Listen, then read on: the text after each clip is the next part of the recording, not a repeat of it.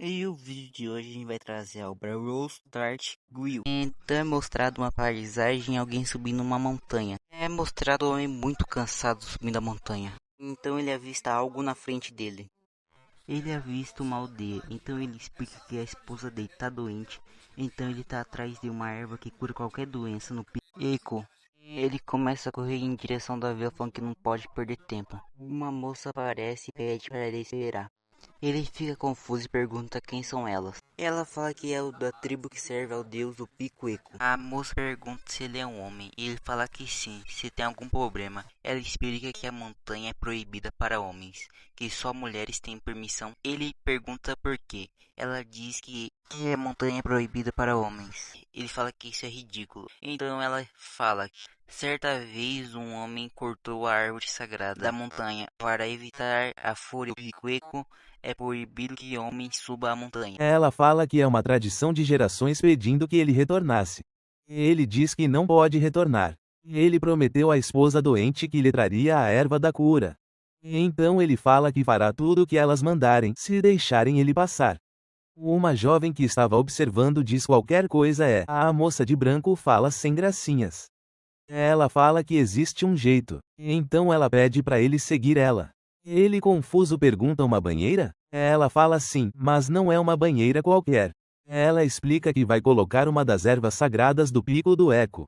Falando se ele se banhar nesta água, se transformará em quem você foi na sua vida passada. Ele diz vida passada. Ela explica que, se na sua vida passada você foi uma mulher, a regra não se aplica. E pode ficar tranquilo, a erva que reverte a transformação também cresce por aqui. Ele diz que tá aliviado. Por um instante, achei que teria que cortar alguma coisa fora. Então manda ver. Ela joga ele com tudo na banheira. Ele pensa, se eu fui mulher na vida passada, posso entrar na montanha. Então a chance é de 50%. Ele virou uma cadela. Ela fica chocada. Ela fala então você era um cachorro na sua vida passada. Ele começa a latir desesperado. Ela diz claro, mais importante. Ela virou ele para ver se é uma fêmea. Ela fala, você é fêmea, deu certo. Ele fala, peraí, isso ainda conta? E assim, o marido adentrou o Pico do Eco como uma cadela. E conseguiu a erva para curar sua esposa. Ela pergunta se ele conseguiu. Ele só diz, anda logo, me transforma de volta. Ela pergunta se ele pegou a erva de reversão quando estava lá em cima. Eu disse que você a encontraria na montanha. Ele fica confuso. Ele pergunta, como assim? Era eu que tinha que pegar? Ele pede para esperar. Aguenta só mais um pouco. O lendário Pico do Eco, visível apenas durante o dia, desapareceu como se fosse um sonho, e o homem nunca mais voltou à sua forma original. Uma senhora fala, entendeu, Sangyeon? Você nunca pode perder a sua essência. Tem que viver como quem você nasceu para ser. O prota interrompe sua avó e fala, por que você vive contando essa história bizarra? Ela fala, vai mexer nessa sua cara para virar um desses artistinhas de quinta? Ele fala, que entendeu que não é para fazer a cirurgia. Deixa quieto se ela não vai apoiar, preferi nem ouvir. E não é artistinha de quinta. É idol, entendeu? Ele sai da loja da avó e fala, que desde moleque, meu único sonho era ser um idol. Quase todo mundo caçoa de mim quando eu falo isso. A avó do prota pergunta se ele não vai de novo naquela audição. Ele pensa que não é aceito por causa da sua aparência, ele sabe disso. Ele se lembra como se fosse hoje, assistindo aquele programa de música com seu irmão. A pessoa que prendeu minha atenção nem era a mais bonita do grupo. Mas ainda assim, ela dominava o palco com uma confiança absurda, como se tudo aquilo pertencesse a ela. O irmão do prota pede para ele sair da frente da TV. O prota pergunta se ele também pode ser um idol algum dia?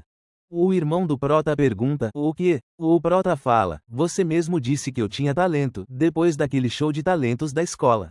E aí? O irmão do prota fala, sério que você acha que essa cara vai te levar a algum lugar?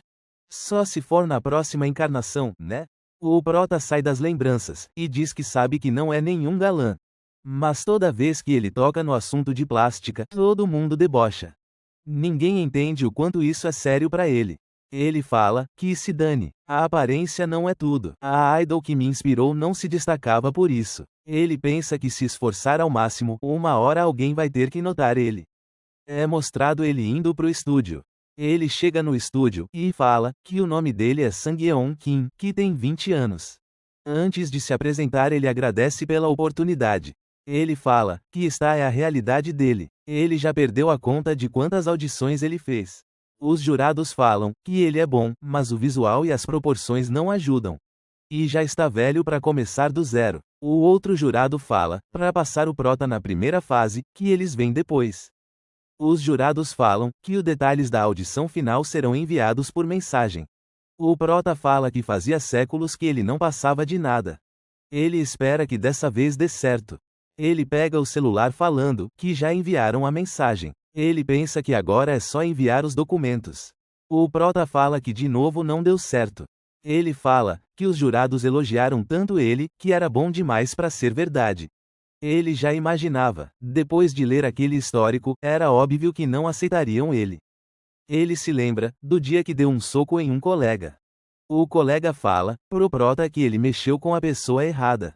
Ele fala que é bom estar preparado. Ele fala que vai fazer o prota nunca mais botar essa cara na TV. O prota diz, se aquele dia nunca tivesse acontecido.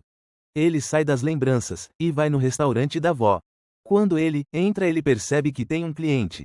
A moça entra no restaurante e percebe o prota olhando para ela. Ela pergunta se é o Sang-yeon Kim. Ele fala que é ele sim.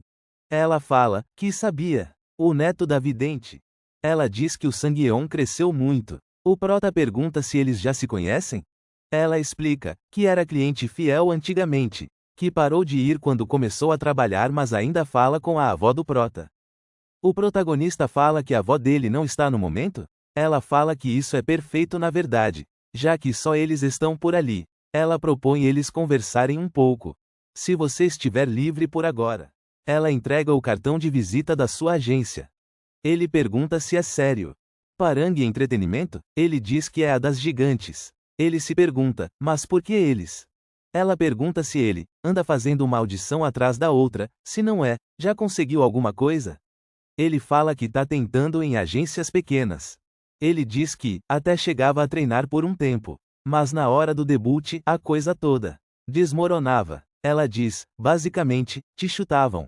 Ela fala, Sang-yeon, aquele seu escândalo de bullying. Foi no ensino médio, não foi? Ouvi dizer que você largou a escola depois. E você acha que vai conseguir alguma coisa com esse histórico? O prota se pergunta quem é essa mulher? Ela pergunta onde ele estava com a cabeça? O prota fala, impossível a vovó ter contado isso pra ela. Será que ela investigou meu passado? Ela diz, pra empresa, isso é um risco gigantesco. Tenta esconder só piora a situação. A gente espera que a pessoa seja honesta, e mais nada. Ele pergunta, o que ela quer dele afinal? Ela fala, que então ele não vai negar. Se é verdade mesmo, ele pergunta se deve alguma satisfação? Ela diz que não, que é pra ele relaxar. Seja lá qual for a história. Ela diz que ela tá pensando em contratar o prota como trainee. Desde que ele passe no pequeno teste que ela preparou. Ela diz, então vai aceitar ou não? O protagonista fala, e foi assim que eu acabei aqui. Enquanto ela reserva o quarto. O prota pensa, que não é uma audição? Ele se pergunta por que num hotel. O prota começa a pensar que ela nem seja realmente da empresa. Que tudo parece muito suspeito. Ele pergunta se teve dar o fora? Mas por que ele foi até lá com ela? Ela pergunta se ele tem algum problema? Ou ficou nervoso? Ele diz que não é nada.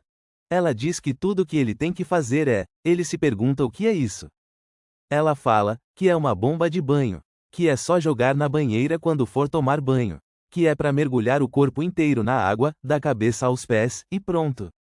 Ele pergunta se é só isso, se não precisa dançar ou cantar. Ela diz, exato, se não é moleza, né? Ela pede para ele ficar tranquilo, que não é perigoso nem nada. Ele diz que tá com uma cara de cilada. Se ela pode ao menos dizer qual é o propósito disso tudo. Ela diz que a porta está aberta. Ela fala que pensou que ele estivesse mais desesperado. Ele pega a bomba de banho e pergunta se é só colocar na banheira e entrar. Ela fala que sim, que é para colocar o corpo inteiro, da cabeça aos pés. Ele fala que não tem que se preocupar, que isso não vai matar ele. Pensando quem é ele para recusar uma chance como essa? E se for um golpe? Ele diz que já tá acostumado a quebrar a cara. Se até alguém como ele está recebendo uma oportunidade, então ele topa. Ela atende a ligação, falando pro chefe que o Prota acabou de entrar. O Prota sai do banho e se pergunta o que aconteceu, se ele apagou. Ele se pergunta se estava tão exausto. Ele diz que foi só um banho, mas parece que passaram horas. Ele se pergunta que horas são. Ele se pergunta se tudo isso foi por causa da bomba de banho. Ele fala que seus ombros estão pesados. Ele diz que esse corpo não parece o dele. Ela diz que se aquela história de vida passada for real e o experimento funcionar, eles basicamente ganham uma trainer novinha, certo? O Prota pergunta quem é essa garota no espelho.